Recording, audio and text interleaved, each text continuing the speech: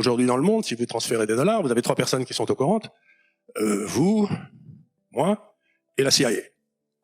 C'est les 3 qui sont au courant. Dès que vous transférez un dollar, la CIA est au courant parce que la CIA contrôle le système de transfert qui s'appelle SWIFT.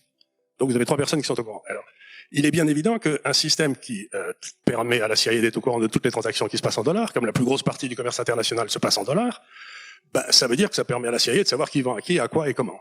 C'est-à-dire que c'est pas possible. Du point de vue souveraineté, c'est pas possible.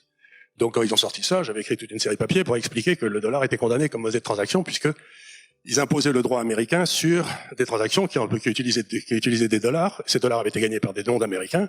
Et finalement, on pouvait penser que les Américains n'avaient rien à voir sur la disposition de ces dollars. Pas du tout. Maintenant, le dollar vient avec le système bancaire américain, le système juridique américain attaché à lui. Donc, le dollar en tant que monnaie de transaction, il est intellectuellement mort. Ça prendra du temps, mais il est mort. Donc, ce qui se passe avec le Bitcoin, si on essaie d'y réfléchir, c'est la première fois dans l'histoire qu'il y a un système de transaction qui se passe d'un individu à l'autre sans l'intermédiaire d'un système qui fait venir d'autres personnes, des banques, etc.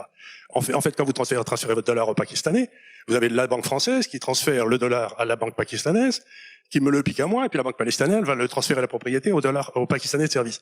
Mais vous vous rendez compte le nombre de personnes? Vous avez 4 personnes là-dedans. Tandis que dans le Bitcoin, vous avez cette possibilité de transaction instantanée, et à la limite, personne n'est au courant que vous deux.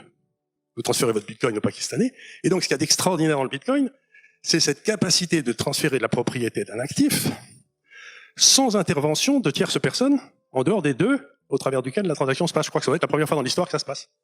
C'est une révolution, vous vous rendez pas compte? Ce qui veut dire que la valeur du Bitcoin vient pas de sa rareté, c'est très bien qu'il devienne rare à terme. La valeur du Bitcoin vient de cette invention inimaginable de transférer de la propriété sans que personne que les deux soient au courant.